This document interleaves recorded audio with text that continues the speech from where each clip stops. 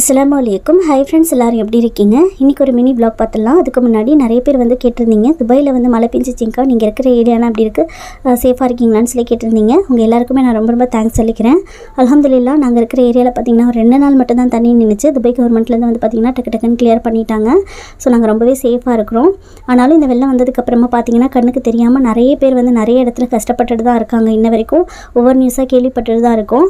So இன்னமும் charges எல்லாம் பார்த்திங்கன்னா தண்ணி இல்லை, கரண்ட் இல்லை அப்படின்னு வந்து நியூஸ் கேட்டுட்டு தான் இருக்கும். அவங்க எல்லாருக்காகவுமே நம்ம வந்து துவா செஞ்சுக்கலாம்.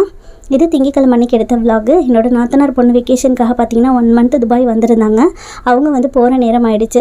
ஸோ அவங்கள ட்ராப் பண்ணுறதுக்காக தான் நாங்கள் ஏர்போர்ட் போயிருந்தோம். அவங்களுக்கு ஏர்போர்ட்டில் சாப்பிட்றதுக்காக லெமன் ரைஸ், அதுக்கப்புறமா குக்கும்பரும் ஆரஞ்சு வந்து கட் பண்ணி வச்சுருந்தேன் ஸ்நாக்ஸ்க்காக. என்னோட மாமியார் வந்து ரொம்ப நாளாகவே யாராவது வந்தால் ப்ரான்ஸ் ஃப்ரை பண்ணி கொடுத்து விட சொல்லி கேட்டுட்டு இருந்தாங்க. ஸோ நாத்தனார் பொண்ணே போகிறனால அவங்க கையிலே வந்து ஃப்ரை பண்ணி கொடுத்து விட்டுட்டு, என் அண்ணனுக்கு வந்து நத்த கிரேவி பிடிக்கும்னு சொல்லிட்டு அவங்களுக்கும் செஞ்சு கொடுத்து விட்டாச்சு.